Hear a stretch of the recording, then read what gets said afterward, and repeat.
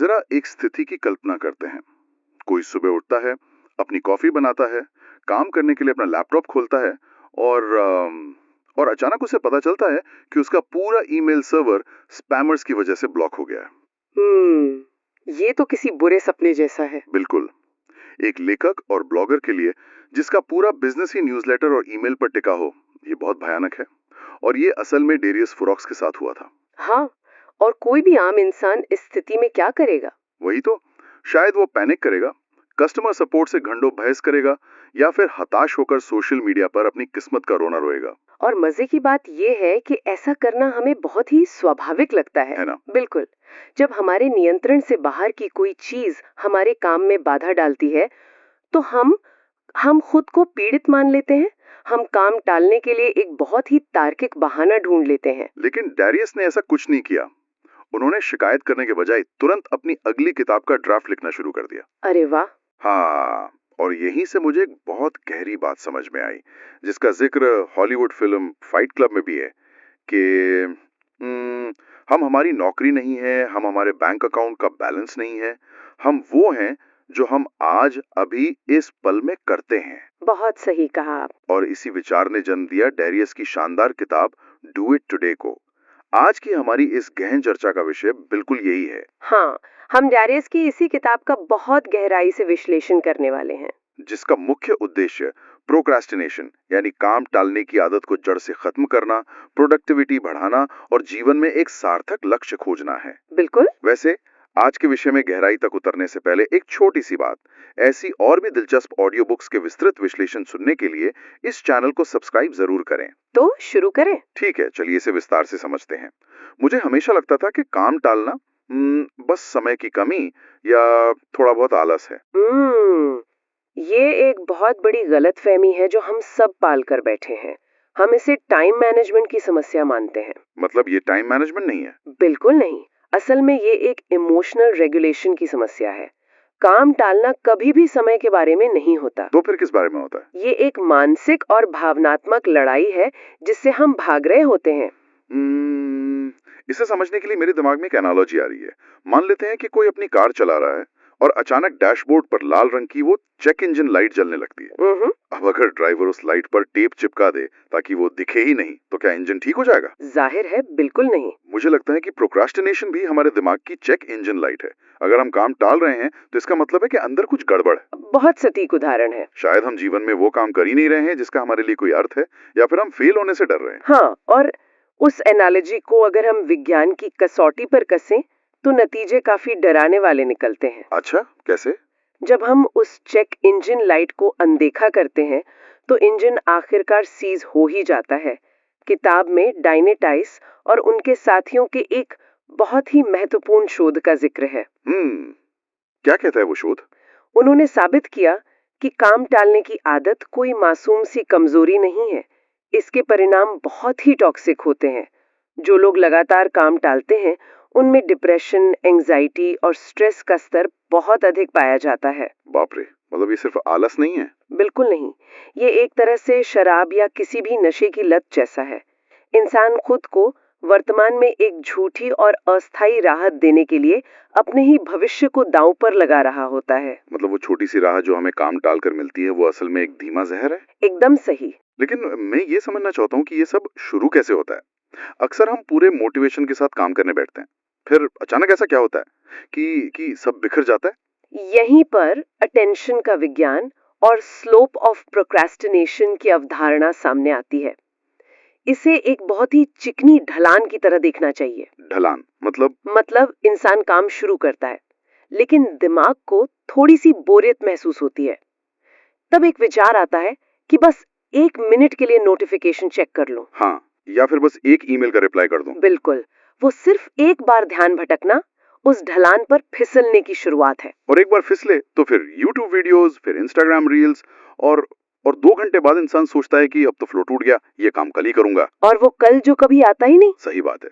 लेकिन क्या इसका कोई न्यूरोलॉजिकल कारण है? क्या हमारा दिमाग सच में इतना कमजोर है कि एक नोटिफिकेशन से हार मान ले? दिमाग कमजोर नहीं है, बल्कि वो केमिकल्स का गुलाम है। केमिकल्स? हम किसी डिस्ट्रैक्शन की तरफ जाते हैं तो हमारे दिमाग में सेरोटोनिन का स्तर अचानक गिर जाता है। सेरोटोनिन, ये वही मूड वाला केमिकल है ना? हाँ, सेरोटोनिन वो न्यूरोट्रांसमीटर है जो हमें लंबी अवधि के लक्ष्यों पर टिके रहने और एक स्थिर मूड बनाए रखने में मदद करता है। तो जब ये गिरता है तो क्या होता है? जब सेरोटोनिन गिरता है तो हमारा दिमाग वापस उस मुश्किल काम पर जाने से घबराने लगता है। ये तो बहुत बड़ी समस्या है। अगर सेरोटोनिन गिर गया है तो फोकस वापस कैसे लाया जाए? क्या कोई ऐसा तरीका है जिससे हम इस केमिकल बैलेंस को तुरंत ठीक कर सके? एलेक्स कोर्ब इसका एक बहुत ही दिलचस्प और वैज्ञानिक उपाय बताते हैं। सेरोटोनिन को वापस बढ़ाने का सबसे तेज तरीका है अपनी पिछली सफलताओं और सकारात्मक घटनाओं को सचेत रूप से याद करना। अपनी पुरानी जीतों को याद करना? हाँ, जब हम जानबूझकर अपने जीवन की अच्छी चीजों, अपनी पुरानी जीतों या उन पलों को याद करते हैं जब हमने किसी मुश्किल काम को पूरा किया था, तो दिमाग का प्रीफ्रंटल कॉर्टेक्स सक्रिय हो जाता है, जो हमारा फोकस कंट्रोल करता है, राइट? बिल्कुल। एक छोटी सी अच्छी याद सचमुच दिमाग के केमिकल सूप को बदल देती है और हमें वापस काम पर लौटने की ताकत देती है। ये तो कमाल की मेंटल हैक है। लेकिन मैं यहाँ थोड़ा पुश बैक देना चाहूंगा। हाँ, बताइए। क्या सिर्फ ये दिमागी चालें और मोटिवेशन ही काफी हैं? क्योंकि मैंने खुद महसूस किया है कि दिन के अंत तक आते आते मेरी सारी इच्छा शक्ति यानी विल पावर पूरी तरह से खत्म हो जाती है। ये बहुत आम बात है। मैं चाहे मैं कितनी भी पुरानी जीतें याद कर लूं, काम नहीं होता। और यही हमारी सबसे बड़ी भूल है, इच्छा शक्ति पर बहुत ज्यादा भरोसा करना। इच्छा शक्ति कोई जादुई कुआं नहीं है जो कभी खाली नहीं होगा। तो फिर क्या है? ये एक फोन की बैटरी की तरह है जो हर फैसले के साथ ड्रेन होती है। डायरियस अपनी किताब में स्पष्ट कहते हैं कि जब बात प्रोडक्टिविटी की आती है तो अत्यधिक आजादी असल में हमारी दुश्मन है। आजादी दुश्मन है? ये कैसे? अगर हम इस उम्मीद में बैठे हैं कि हम हर रोज अपनी इच्छा शक्ति के दम पर सही फैसले लेंगे तो हम फेल होने वाले हैं। हमें अपनी जिंदगी में सख्त नियमों और सिस्टम्स की जरूरत होती है। अच्छा, सिस्टम्स। मुझे पीटर ट्रैकर का एक्टिविटी लॉग वाला सिस्टम याद आ रहा है। डायरियस ने इसका काफी जिक्र किया है। हाँ, वो टाइम ट्रैकिंग वाला। उनका मानना है कि हमें अपने समय को ट्रैक करना चाहिए, हर घंटे का हिसाब रखना चाहिए। लेकिन ईमानदारी से कहूँ तो ये बहुत ज्यादा माइक्रो मैनेजमेंट लगता है। सुनने में लगता है, हाँ। हर घंटे बैठकर लिखना कि मैंने क्या किया, ये तो अपने आप में एक उबाऊ काम है। ये उबाऊ लग सकता है, लेकिन ये एक बहुत ही जरूरी कड़वी दवा है।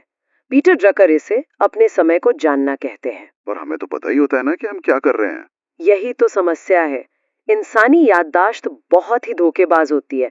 हमें लगता है कि हमें पता है कि हमारा समय कहाँ जा रहा है, लेकिन जब कोई व्यक्ति 2 हफ्तों तक हर घंटे का लॉग रखता है तो जो डेटा सामने आता है वो आंखें खोलने वाला होता है।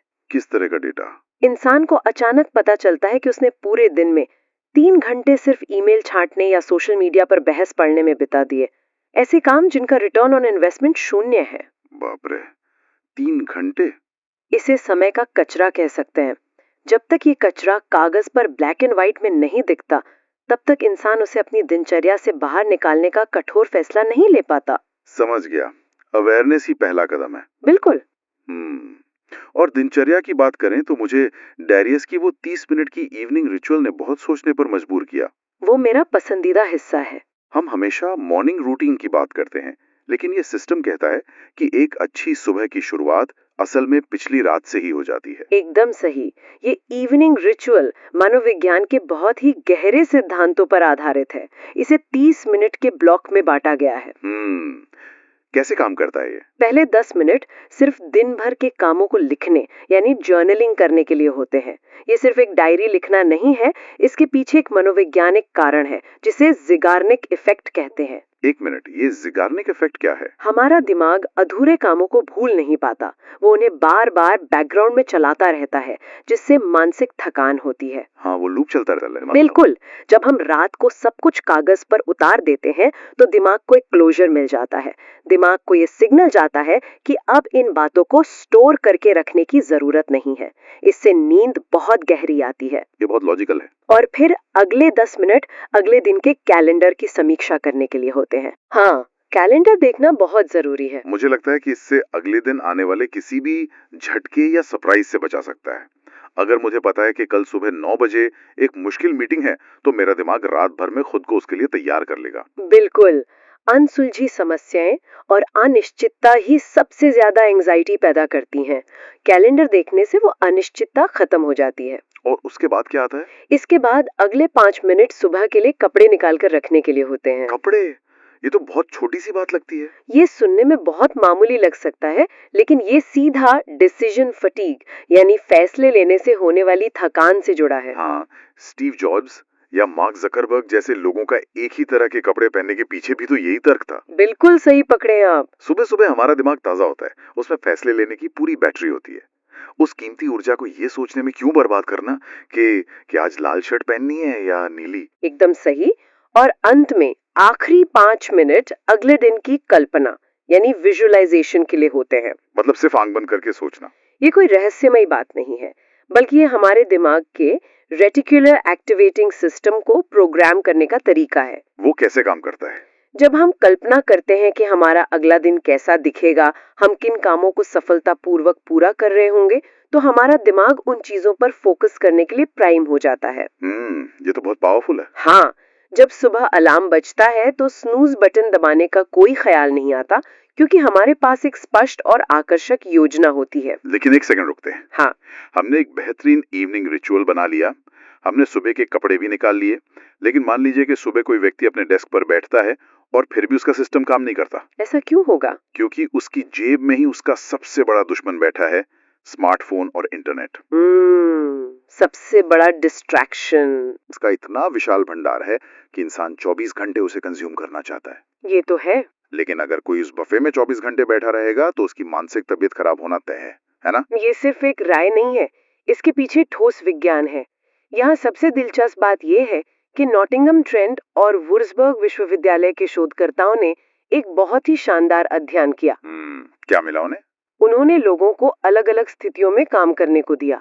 उन्होंने पाया कि अगर किसी इंसान को ऐसे कमरे में बिठाया जाए जहां उसका स्मार्टफोन पूरी तरह से हटा दिया गया हो, सिर्फ साइलेंट पर नहीं बल्कि कमरे से ही बाहर हो, हाँ, तो क्या हुआ? तो उस व्यक्ति का फोकस और एकाग्रता 26% तक बढ़ जाती है। 26%? सिर्फ फोन को कमरे से बाहर रखने पर? जी हाँ, क्योंकि भले ही फोन साइलेंट हो, हमारा दिमाग लगातार बैकग्राउंड में ये सोचता रहता है कि शायद कोई नोटिफिकेशन आया हो। वो जो फोमो होता है, फियर ऑफ मिसिंग आउट। बिल्कुल। हर नोटिफिकेशन हमारे दिमाग में डोपामीन का एक छोटा सा स्राव करता है। ये हमें हर बार एक किक देता है। तो इसमें बुराई क्या है? बुराई ये है कि ये लगातार मिलने वाली छोटी छोटी किक्स अंततः हमारे डोपामीन रिसेप्टर्स को थका देती हैं, जिससे हम असली और मुश्किल काम के लिए मोटिवेशन खो देते हैं। अच्छा, तो हम बड़े कामों के लिए एक्साइटेड ही नहीं होते हैं। इसलिए डैरियस कहते हैं कि हमेशा कनेक्टेड रहने का विचार ही उत्पादकता का दुश्मन है। हमें जानबूझकर डिस्कनेक्टेड रहने की आदत डालनी होगी। ओके, तो हमने अपना सिस्टम सेट कर लिया, फोन को कमरे से बाहर फेंक दिया, अब हम काम करने के लिए तैयार हैं। लेकिन डैरियस यहाँ उत्पादकता के एक ऐसे दुश्मन से हमारा परिचय कराते हैं जो अक्सर एक बहुत ही अच्छे और सम्मानित गुण का नकाब पहने रहता है, परफेक्शनिज्म। ओह, सबसे बड़ा धोखा। हर चीज को एकदम परफेक्ट करने की जिद। लोग तो इसे इंटरव्यू में अपनी ताकत के तौर पे बताते हैं। परफेक्शनिज्म को लेकर डैरियस का नजरिया बहुत ही क्रूर लेकिन यथार्थवादी है। वो मानते हैं कि हर चीज को एकदम परफेक्ट करने की जिद असल में काम टालने का ही एक सोफिस्टिकेटेड नकाब है। मतलब ये कामचोरी है? हाँ, ये कामचोरी का ही दूसरा रूप है। कामचोरी? लेकिन एक परफेक्शनिस्ट तो बहुत मेहनत करता है, वो हर डिटेल पर ध्यान देता है, उसे कामचोर कैसे कह सकते हैं? इसे ऐसे समझते हैं, एक आम कामचोर इंसान इसलिए काम नहीं करता क्योंकि उसे काम की परवाह नहीं है या वो आलसी है। ठीक है।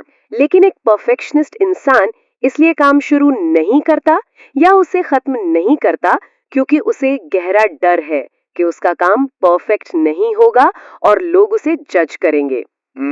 मतलब डर की वजह से अटका हुआ है। नतीजे के तौर पर दोनों ही सूरतों में काम तो पूरा नहीं हो रहा है ना।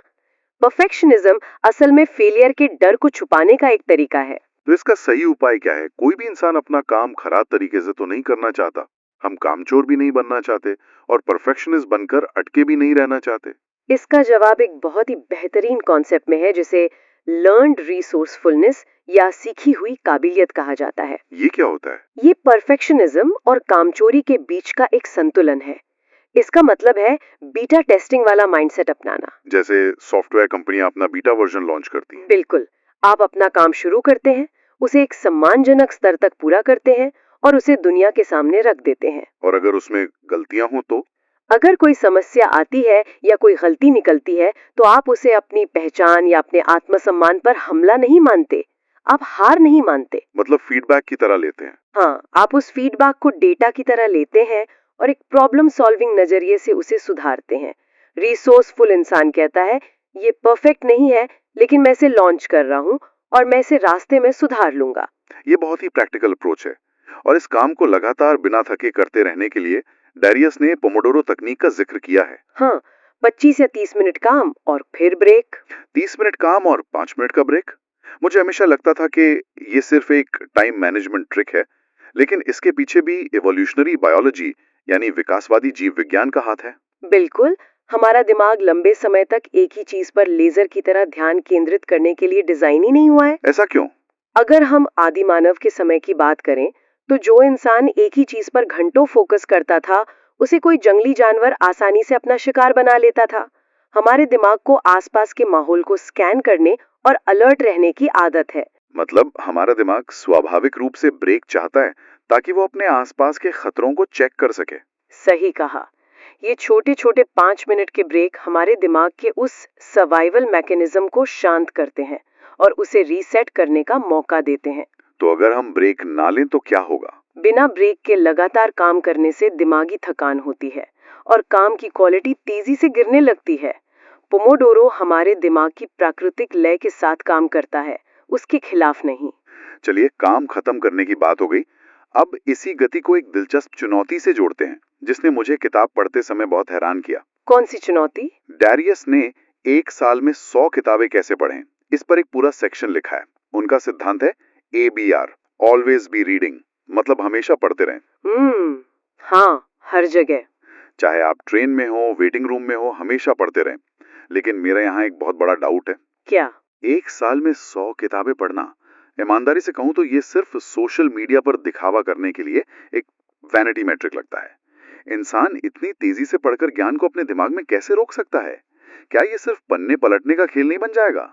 ये संदेह बहुत ही वाजिब है और डैरियस खुद इस बात को साफ करते हैं कि उनका ये नियम स्पीड रीडिंग या बिना समझे रटने के बारे में बिल्कुल नहीं है। तो फिर 100 किताबें कैसे संभव है? इसका असली रहस्य चुनाव करने में है। आपको दुनिया की हर मशहूर किताब नहीं पढ़नी है। आपको केवल वही किताबें पढ़नी चाहिए जो उस समय आपके जीवन, आपकी वर्तमान चुनौतियों या आपके पेशे के लिए सीधे तौर पर प्रासंगिक हों। मतलब अगर मैं कोई मशहूर किताब पढ़ रहा हूँ और मुझे 20 पन्नों के बाद उसमें कोई दिलचस्पी नहीं आ रही है, तो मुझे उसे छोड़ देना चाहिए, बिना किसी गिल्ट के। बिना किसी गिल्ट के। जीवन बहुत छोटा है उन किताबों पर समय बर्बाद करने के लिए जो आपकी मदद नहीं कर रही हैं। और जो ज्ञान हमें बचाना है? डैरियस पैसिव रीडिंग यानी सिर्फ पन्ने देखने के सख्त खिलाफ हैं। वो एक्टिव रीडिंग की सलाह देते हैं। पढ़ते समय हाथ में पेन होना चाहिए, महत्वपूर्ण पन्नों को मोड़ना, मार्जिन में अपने विचार लिखना। मतलब किताब को पूरी तरह से इस्तेमाल करना। बिल्कुल। और सबसे जरूरी बात, जब किताब खत्म हो जाए तो उन मोड़े हुए पन्नों पर वापस जाना और अपने खुद के शब्दों में उस किताब का एक छोटा सा सार लिखना। क्योंकि जब हम किसी चीज को अपने शब्दों में लिखते हैं तो हमारा दिमाग उसे प्रोसेस करता है और वो ज्ञान हमारे न्यूरल नेटवर्क का हिस्सा बन जाता है। एकदम सही। ज्ञान तभी शक्ति बनता है जब हम उसे अपनी जिंदगी में उतारने के लिए प्रोसेस करते हैं, वरना वो सिर्फ इंफॉर्मेशन है। तो हमने फोकस करना सीख लिया, सिस्टम बना लिए, परफेक्शनिज्म को हरा दिया और ज्ञान लेना भी सीख लिया। लेकिन यहाँ एक ठहराव की जरूरत है। हम बहुत तेजी से काम तो कर रहे हैं, मशीन की तरह प्रोडक्टिव हो गए हैं, लेकिन क्या हम जीवन में सही दिशा में जा रहे हैं? ये एक बहुत बड़ा सवाल है। यहीं पर डारियस की द लॉन्ग गेम या लंबी सोच की बात आती है और यहाँ वो मॉडर्न सेल्फ हेल्प गुरुओं के एक बहुत बड़े मिथक को तोड़ते हैं, कंफर्ट जोन का मिथक। ये बहुत दिलचस्प हिस्सा है। हर मोटिवेशनल स्पीकर स्टेज पर चिल्लाता है कि अपने कंफर्ट जोन से बाहर निकलो, तभी चमत्कार होगा। लेकिन डारियस कहते हैं कि कंफर्ट जोन कोई बुरी चीज नहीं है। ये पढ़कर तो मैं चौंक गया था। ये सेल्फ हेल्प की दुनिया में एक बहुत ही ताजा और यथार्थवादी नजरिया है। डैरियस का तर्क है कि कंफर्ट जोन असल में वो जगह है जहां इंसान सुरक्षित महसूस करता है, जहां वो अपनी ऊर्जा को इकट्ठा करता है और तनाव से मुक्त रहता है। तो उससे बाहर क्यों नहीं निकलना चाहिए? अगर कोई व्यक्ति बिना किसी तैयारी के, बिना किसी मजबूत आधार के सीधे अपने कंफर्ट जोन से बाहर छलांग लगा देगा, तो वो विकास नहीं करेगा, वो सिर्फ एक गहरे खतरे और एंजाइटी में गिर जाएगा। तो उनका सुझाव क्या है? हमेशा सुरक्षित रहें, कोई रिस्क ना लें? नहीं, उनका सुझाव ये नहीं है। उनका सुझाव है कि पहले अपनी बुनियाद मजबूत करें, कंफर्ट जोन के अंदर रहते हुए अपनी बचत का एक बड़ा बफर बनाएं, नए और कीमती कौशल सीखें और अपने परिवार और दोस्तों के साथ मजबूत रिश्ते स्थापित करें। एक सॉलिड फाउंडेशन। हाँ, जब ये बुनियाद इतनी मजबूत हो जाती है तो इंसान को बाहर छलांग लगाने की जरूरत नहीं पड़ती। उसका कंफर्ट जोन खुद ब खुद बड़ा हो जाता है। तब वो एक सुरक्षित स्थिति से बड़े और कैलकुलेटेड रिस्क ले सकता है। ये बहुत ही सुरक्षित और समझदारी भरा तरीका है। और जब हम वो रिस्क लेते हैं तो हमारा नजरिया कैसा होना चाहिए? डेरिस ने वॉलेस डी वॉटल्स के एक सिद्धांत का बहुत खूबसूरती से जिक्र किया है, क्रिएट डोंट कम्पीट, यानी बनाएं, प्रतिस्पर्धा ना करें। हाँ, ये बहुत जरूरी है। हम अक्सर सोचते हैं कि दुनिया में संसाधनों, पैसों या अच्छी नौकरियों की भारी कमी है। इससे मनोविज्ञान में स्कैरसिटी माइंडसेट या सीमित मानसिकता कहा जाता है। ये माइंडसेट हमें कैसे नुकसान पहुंचाता है? ये सोच हमें हमेशा डराकर रखती है कि अगर किसी और को सफलता मिल रही है तो हमारा हिस्सा कम हो रहा है। डैरियस इसके विपरीत अबंडेंस माइंडसेट यानी प्रचुरता की मानसिकता अपनाने पर जोर देते हैं। मतलब दुनिया में अवसरों की कमी नहीं है। बिल्कुल, दुनिया में अवसरों की, पैसे की या अच्छे विचारों की कोई कमी नहीं है। इसका एक बहुत ही मजेदार उदाहरण है ज़ेपोस जैसी कंपनियों में चीफ हैप्पीनेस ऑफिसर की भूमिका। अगर किसी को अपनी पसंद की नौकरी नहीं मिल रही है तो उसे दूसरों से लड़ने या शिकायत करने की जरूरत नहीं है। वो खुद कुछ नया बना सकता है। हाँ, वो खुद एक नई भूमिका, एक नया बिजनेस या एक नई सर्विस का निर्माण कर सकता है। दुनिया को जो चाहिए वो बनाइए, दूसरों की थाली से छीनने की कोशिश मत कीजिए। और अगर हम इसे बड़ी तस्वीर से जोड़कर देखें तो ये निर्माण करने की मानसिकता सीधे कंपाउंडिंग की ताकत से जुड़ती है। कंपाउंडिंग। हम जिस दुनिया में रहते हैं वहाँ हर कोई रातों रात वायरल होना चाहता है, रातों रात सफलता चाहता है। लेकिन असल दुनिया में सफलता एक साथ नहीं मिलती, वो सिक्वेंशियल होती है, एक के बाद एक। वॉरेन बुफे का उदाहरण इसका सबसे बड़ा प्रमाण है। ये तथ्य मुझे हमेशा हैरान कर देता है कि वॉरेन बुफे की 99% संपत्ति उनके 50 साल की उम्र पार करने के बाद बनी है। ये कंपाउंडिंग का जादू है। उन्होंने दशकों तक लगातार सही फैसले लिए और अपने निवेश को बढ़ने दिया। लेकिन ये तो सिर्फ पैसों की बात हुई ना? नहीं, ये सिर्फ पैसों पर लागू नहीं होता। हमारा ज्ञान, हमारे कौशल, हमारा शारीरिक स्वास्थ्य और हमारे रिश्ते, ये सभी कंपाउंडिंग के नियम पर ही काम करते हैं। मतलब हर रोज थोड़ा थोड़ा निवेश। बिल्कुल। अगर कोई इंसान एक साथ 10 अलग अलग दिशाओं में भागने की कोशिश करेगा तो उसे कुछ भी हासिल नहीं होगा। लेकिन अगर वो एक समय में एक ही चीज पर पूरा फोकस करेगा और उसे लगातार करेगा, रोजाना सिर्फ 0.1% का सुधार, तो लंबी अवधि में जो परिणाम मिलेंगे वो अविश्वसनीय होंगे। लेकिन जब हम इस इतने लंबे सफर पर निकलते हैं जहां परिणाम दशकों बाद मिलने वाले हैं, तो हम ये कैसे मापें कि हम सही रास्ते पर हैं या नहीं? क्योंकि समाज तो हमें सिर्फ बैंक बैलेंस और स्टेटस से मापता है। सही बात है। हार्वर्ड के प्रोफेसर क्लेटन क्रिस्टनसन का नजरिया यहाँ मुझे बहुत गहरा लगा। वो कहते हैं कि जीवन को मापने के पैमाने बिल्कुल अलग होने चाहिए। हाँ, क्रिस्टनसन के अनुसार अगर हम जीवन को पैसे से मापेंगे तो हम अंत में खालीपन ही महसूस करेंगे। वो जीवन को मापने के 3 मुख्य पैमाने बताते हैं। कौन कौन से? पहला है आपकी ऊर्जा या एनर्जी। क्या आपका शारीरिक और मानसिक स्वास्थ्य आपको जीवन का आनंद लेने दे रहा है? ये बहुत जरूरी है। दूसरा है आपका काम। इसका मतलब नौकरी का टाइटल नहीं है, बल्कि ये है कि क्या आप अब भी कुछ नया सीख रहे हैं, क्या आपकी बुद्धि का विकास हो रहा है? और तीसरा जो सबसे महत्वपूर्ण है, आपके रिश्ते। जब इंसान अपने जीवन के अंतिम दिनों में होता है तो वो अपने रेज्यूमे को याद नहीं करता, वो उन लोगों को याद करता है जिनसे उसने प्यार किया और जिन्होंने उसे प्यार किया। और इन रिश्तों और कामों को सही मायने में जीने के लिए डैरियस किताब के अंत में एक बहुत ही अलग तरह की लगभग आध्यात्मिक सोच पेश करते हैं।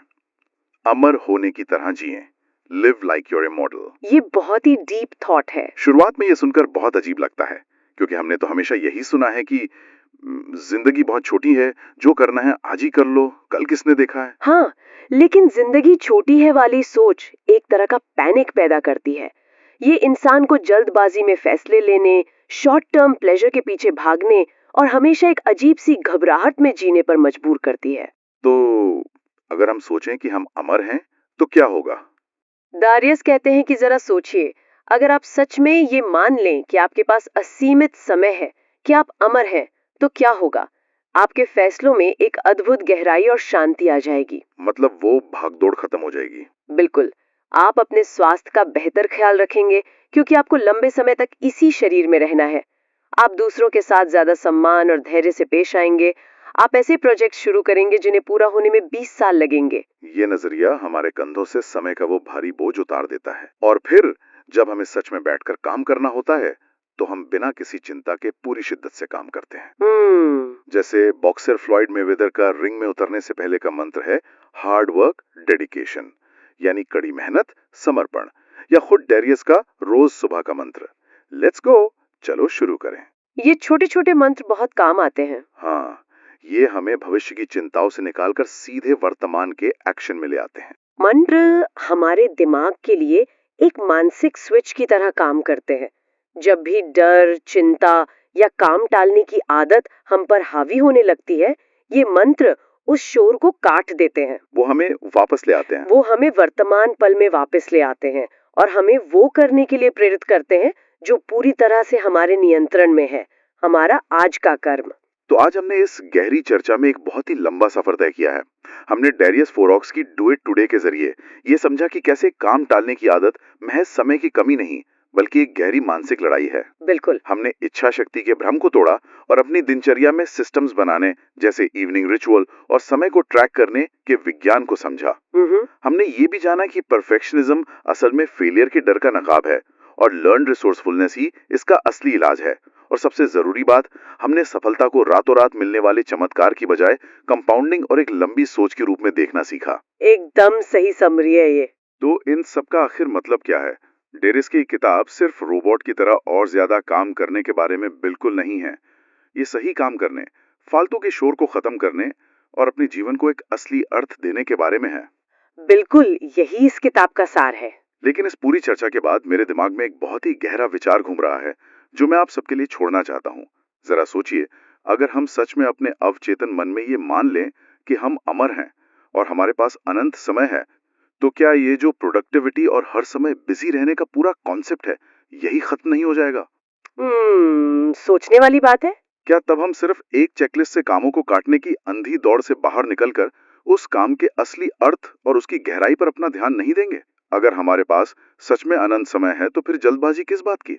शायद तब सच्ची उत्पादकता का मतलब स्पीड नहीं, बल्कि एक गहरी मानसिक शांति होगी। इसी विचार के साथ हम आज की इस गहन चर्चा को यहीं समाप्त करते हैं। सुनते रहिए और इस बारे में सोचते रहिए।